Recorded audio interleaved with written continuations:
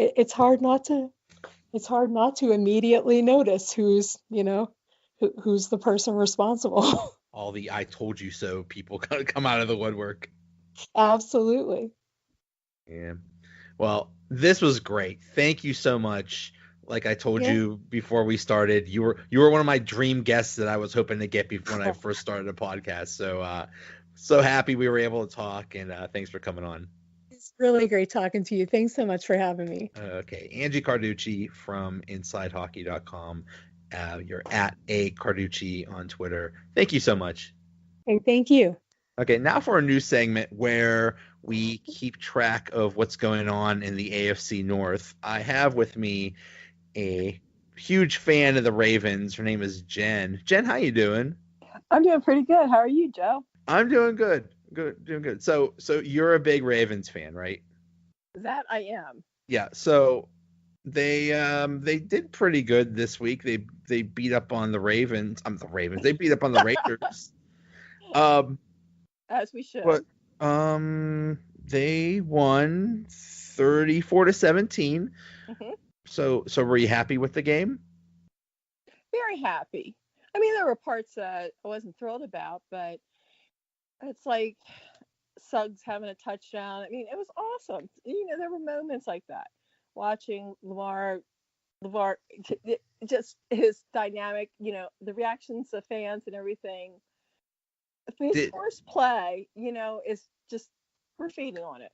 I think the team's feeding on it too, the excitement and the energy. So Lamar Jackson's been the quarterback the past couple weeks, and has he attempted a forward pass or? Yes, he has. Really? Oh my God, that's great.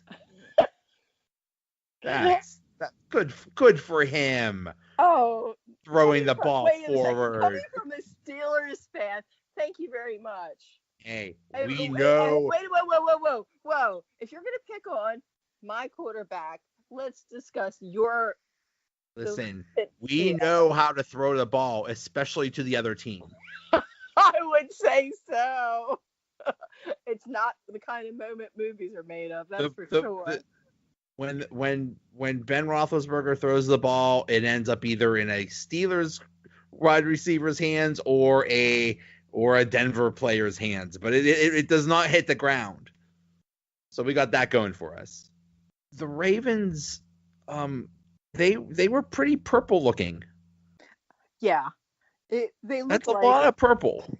Yeah, they look like they belonged in jail or something. Like all the orange, like for the Broncos and everything. It was not the best look. Although the mustard yellow gold pants, whatever color they were the worst. But I'm not crazy about the all purple. Yeah, that was an interesting look. I mean, last week we were all in black. The end zones were black, and it was all good. But evidently, their players came to play regardless of the clothes. So uniform. Do you think they should get not a full win because it was the Raiders? Do you think they should only get like a half a win or 3/4 of a win because the Raiders aren't a real football team? Wait a minute. Okay, B uniform. Let's go there. No, we shouldn't get that. You tied the Browns the first game this year. That's like the worst thing in the world. You lost to the Browns. Hey, we lost to the Browns every year, it seems like. You tied them. You came out all fresh and tied them. That was like the worst loss ever. It basically was like a loss. You're right. I know. I'm not gonna argue with that. Believe me, in Pittsburgh, we treated it like a loss. Yeah, you should have been wearing little armbands and everything. Been in mourning. Well, if they were armbands, they would be Bumblebee armbands. Maybe if we had the Bumblebee uniforms, we would have won that game. Who knows? They would have been the Browns would have been laughing so hard at the uniforms that they wouldn't have been able to play right. No. They would have called in somebody to cut them up. So speaking of the Browns, oh boy, they beat the tar out of out of the Bengals. Oh my God, 35-20. was that not the best? This is the only thing we'll be able to agree on. Was that I not think the I was best? just gonna say, who do you hate more, the Browns or the Bengals? I feel bad for the Browns. I don't feel Oh like my gosh, me too. I It's like- pity them. It's like, oh, look at you, you got a win. It's so cute. Oh, Exactly. good for I you. feel bad not hating the I can't like them, but I can't hate them. And it's like the Bengals just need to stay in their damn litter box. Yeah, I just feel bad for the Browns. I think it's so cute they get their little wins. Look at them, and actually they're actually getting they're not doing too bad in the division. They might, if they keep winning, they might actually pass the Bengals and maybe make the playoffs or something. Who knows? I know what that infers. What? That infers that the Ravens will not make it. Well, I mean, the Ravens are doing all right. What, they're 6-5. I mean, way behind the Steelers, but still, they're doing all right. Whoa. What's your record? It's 7-3-1. Oh yeah, that qualifies as way behind the Steelers. Way. That doesn't even. That's even the W in way. but No, you're wrong. Joey, you're wrong this time. You can't see. It's hard to tell with the stupid tie how far you are behind in the division or what's going on. Like you got to go by stupid percentage points. Now I got to do real quick math. We're 0.137 percentage points ahead of the Ravens, whatever that means. Well, that's fine, but it's what. Let's talk about the ties in football. There shouldn't be ties in football. That I just don't go for that.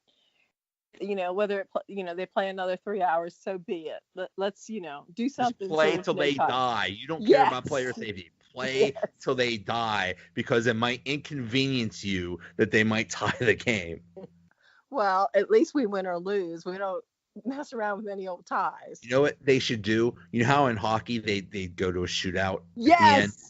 They should have some kind of like a quarterback competition or something like that, or a pass punt and kick competition or something like that. No. They should have like a field goal contest. Oh, good idea. I know. Starting at like the 35, 40. Yeah, and you just go and just keep going up to the 60 and 70 mark, and Tuck will still be in there. The poor kicker is just gonna. Oh, you're only saying that because you have the best kicker. Except for that one time where he cost the team a game against the Saints. But we won't talk about that. We're probably the only team that gave the Saints a run for their money. That's true. Yeah. The Steelers lost to Denver. How sad were you when you found out that the Steelers lost that game? Well, let's put it this way. On a scale from 1 to 10, I'd be at like 50 bazillion. That you were of sadness. I was a little happy. You were a little happy? I had a friend. I was actually driving home, and I had a friend texting me the scores, and I will say I was a little excited. Yeah. And I got home for like the last 2 minutes. And that was the best part for you. I know. When he had the interception. I don't even need a Christmas present. That was great. It has to be noted that when the Ravens played the Broncos, they beat them up really bad.